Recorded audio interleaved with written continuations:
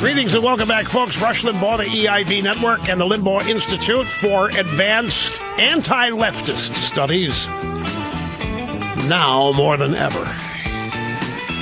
Great to have you with us. And, ladies and gentlemen, a bonus on the program today. We welcome back the Vice President of the United States, Mike Pence. So flattered you can carve some time out for us today, Mr. Vice President. I know you're going to be swamped. Welcome back to the program. Rush Limbaugh, the honor is all mine. Thanks for having me back on. You bet. I guess the first place to start here would and there's so many places I could ask you about the meeting with Putin and so forth, but really I think forefront of people's minds right now is health care and the status of the bill in the Senate. And, you know, the overriding question, how in the world can it be this hard when it seemed easy when Obama was in the White House? All of these repeal bills were voted on, knowledge that he would veto them, of course. But where does this stand now? Is this, if this doesn't get done, this has consequences I don't even want to contemplate. Well, look, it has to get done, Rush. Obamacare is putting a tremendous burden on working families, on small businesses, on the American economy. Every single promise that President Obama made to get Obamacare passed has been broken. You remember them. You've covered them better than anybody else. It's, you know, if you like your insurance, you can keep it. You know, that wasn't true. If you like your doctor, you can keep them. That wasn't true. If they adopted Obamacare, the cost of health insurance would go down.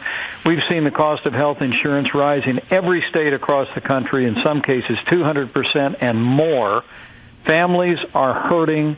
Congress must act. The House of Representatives has done its job, and in the coming days, the President and I are absolutely determined to roll our sleeves up and work with the men and women in the Republican majority in the Senate and pass legislation that will repeal and replace Obamacare and set our nation's health care back on a pathway built on respect for the doctor-patient relationship, free market values, and the belief that states are the laboratories of innovation and reform, and allow our states to reform Medicaid in ways that will best meet the needs of our most vulnerable.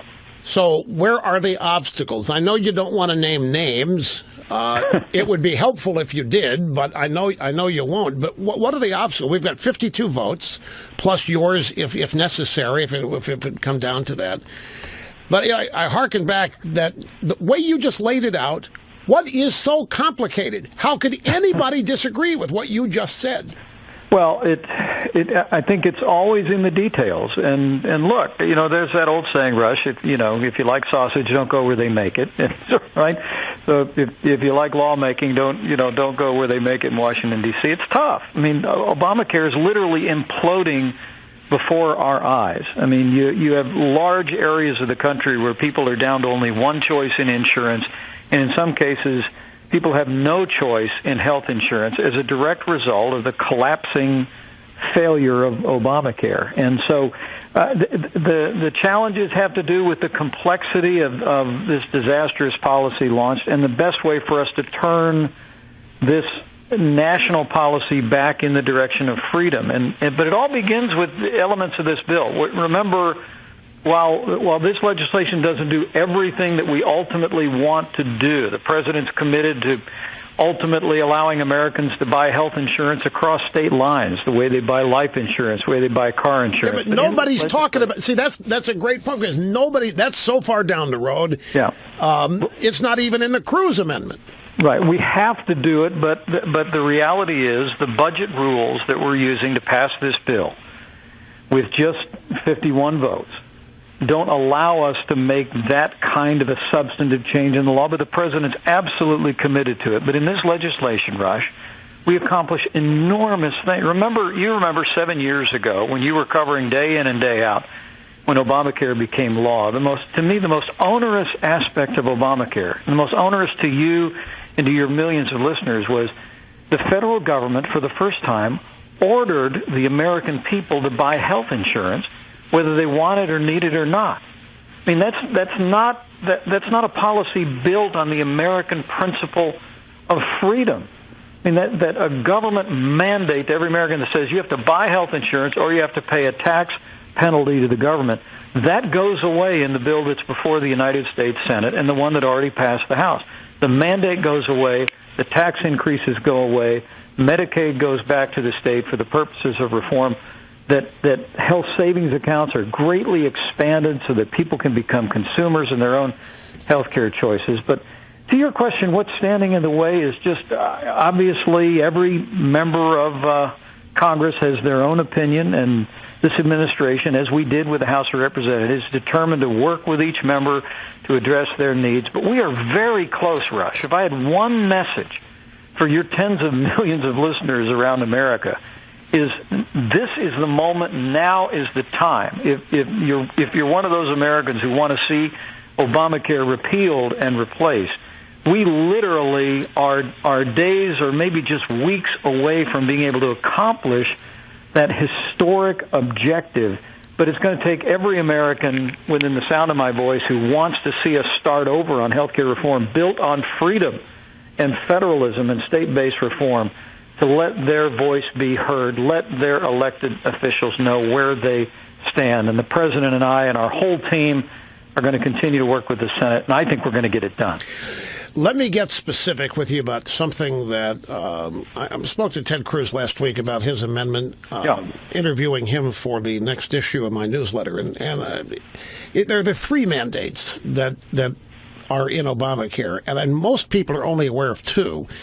When you use the mandate term, there's the personal mandate, which you just talked about, which That's right. defiles the Constitution. Then there's the employer mandate, and in the current Senate bill, those go. Those are both gone, which is great. But then the third mandate is the Title I section of the bill, which... The regulation. Right, the Obama essential health benefits, which... Now, am I correct in saying those were added by Obama's Secretary of Health and Human Services? Is that why those specific mandates are in this bill? Well, they were added as a part of Obamacare. Before, all of health insurance was regulated at the state level. Okay, so they are part of the legislation. They're absolutely part of Obamacare. And they can't. What Senator Cruz told me was that there's no stomach to get rid of those on the Republican side, or not enough. Well, the president made a couple of commitments on the campaign trail, and we worked to keep those when the bill passed the House, which is if your kids can stay on your family health insurance plan until they're 26. And we obviously went to great pains to make sure that Americans with pre-existing conditions could not be denied coverage. Those regulations and those protections are all intact in the House and in the Senate bill. But to your point, there's a broad range of other regulations that the House allowed to be waived that, frankly, Senator Cruz has developed some very creative proposals, including freedom policies, which would say to a state, look, if you offer an insurance plan that meets what remains of the federal regulations, then you can also offer to Americans the ability to buy a health insurance product that doesn't meet those same criteria.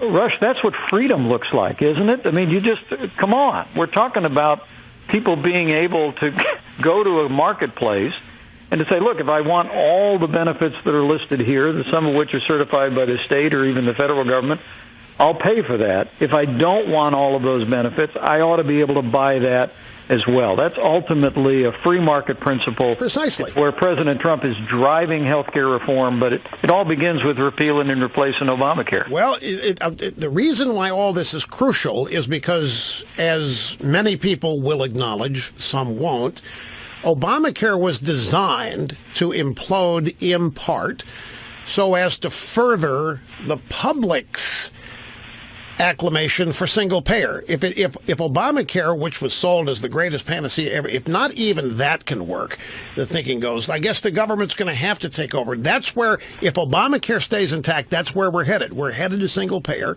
We're headed to everybody on Medicare. And then, there's no coming back from that. You would never unravel that if that happened, and that's right. That's disastrous. So, well, Rush, I make a point. Back when I was in Congress and as a governor, and now as vice president, I never speculate on people's motives. But you remember what a member of Congress said back in the day when he was asked, "Why aren't you supporting single payer?" Barney Frank. Do you remember that famous quote? It was caught on YouTube back in the day. Former Congressman Barney Frank was walking into an event. They said, how come you're not supporting single payer? He said, Obamacare is the quickest way to get to single payer. Right. Obama said the same thing to the SEIU people back in 2007. We've got the tape. We've played it for people. That's exactly what the objective was. Well, I mean, and I leave it to you. You didn't miss that back when it happened, and you're not forgetting it today. And people ought to be reminded that as you have Bernie Sanders out in Kentucky, and where I'm headed to Kentucky in a couple of days myself, he was out there championing single payer this week. Well, the heartbreaking story of the 11-month-old Charlie Gard in England is a story of single payer. I know you've covered that on this program, and it's back in court today. And frankly, we breathe a prayer in the hope that the single payer system in England will see its way clear to allow the family, the mother and the father, to be able to choose the greatest extent of life-saving treatment that's available to their child, instead of having to be submitted to a government program that says, no, we're going to remove life support from your precious 11-month-old child because the government has decided that the prospects of their life are such that they no longer warrant an investment in health services. That's what single payer looks like. We hope and pray that little Charlie Gard gets every chance. But the American people ought to reflect on the fact that for all the talk on the left about single payer, that's where it takes us. And what President Trump believes in, what you've advocated now for years is let's have a healthcare system that's built on individual choice and free markets and state-based innovation reform. But none of that happens unless we stop and turn around and head healthcare back in the direction of freedom. That begins with the day that the United States Senate passes the bill before it today to repeal and replace Obamacare. Let me ask you a tactical question. Yeah. Would you favor, if this seems to be the only way to get where you just said we want to go, would you support a clean repeal with nothing to replace it, and then use the recess to start on from scratch replacing it? Would you support that? Well, let me say the president's made it very clear. While some in the Senate majority have said that if they can't pass the current bill, that they'll have to reach out to the Democrats. And you've got some Republicans, I saw them on television yesterday, saying we ought to reach out and do a bipartisan bill. The president's made it very clear. We believe if they can't pass this carefully crafted repeal and replace bill, do those two things simultaneously, we ought to just repeal only and then have enough time built into that legislation to craft replacement legislation in a way that's orderly and allows states to adjust to different changes in Medicaid over maybe a 3 or 4 year window and allows the insurance markets to evolve. But Rush, we simply cannot allow the disaster of Obamacare to continue. It is hurting families. I speak to everyday Americans all across this country every week, and I hear about people talk about, I had a woman come to an event that we were at in Wisconsin and say that she had to make a decision to drop off of her health insurance. It had become so expensive that she dropped off for the preemptive 3-month period of time so she could afford to buy Christmas presents for her children and her grandchildren. Quite a few people are saying that they can't afford to use the coverage they have. They can't afford the coverage. They can't afford. Your point is extremely important. They not only can't afford the coverage because it's become much more expensive since Obamacare, but they can't afford to use it if they even are able to pay for it because the deductibles are so high. Exactly. You've got people in Washington, D.C. that are standing around, hands on their hips, feeling good about the number of Americans who now are covered with health insurance. I don't hear that from so many people who are so-called covered because they have health insurance they essentially can't use. President Trump knows there's nothing more powerful than the free market. The free market in health insurance can work to lower the cost of health insurance, make services more available, create the kind of innovations that will give people incentives to make better health care choices, give states more freedom and flexibility. But it all starts with the Senate finding a way forward, and we're determined to help them find a way forward to get to 51 votes so we can pass this legislation. Just gets to 50, I can be the tiebreaker. It'd be the greatest honor of my life, Rush, if I had the privilege to be able to be the tie-breaking vote to repeal and replace Obamacare.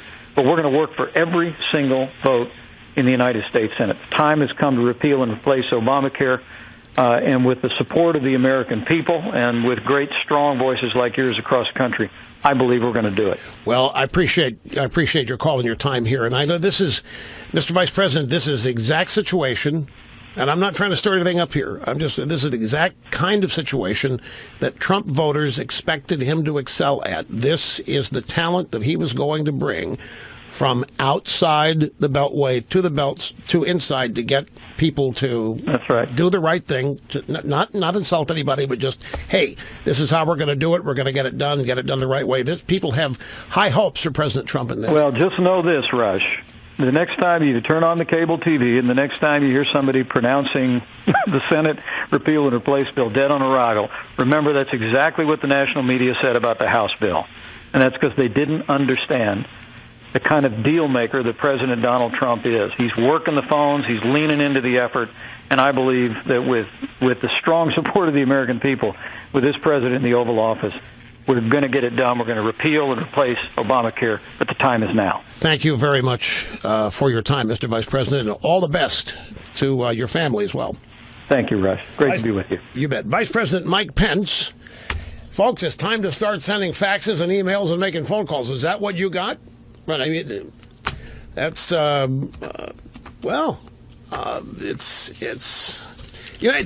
it's.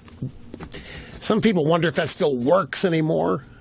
Some people don't think it does. Depends on the circumstances, but I believe it does work.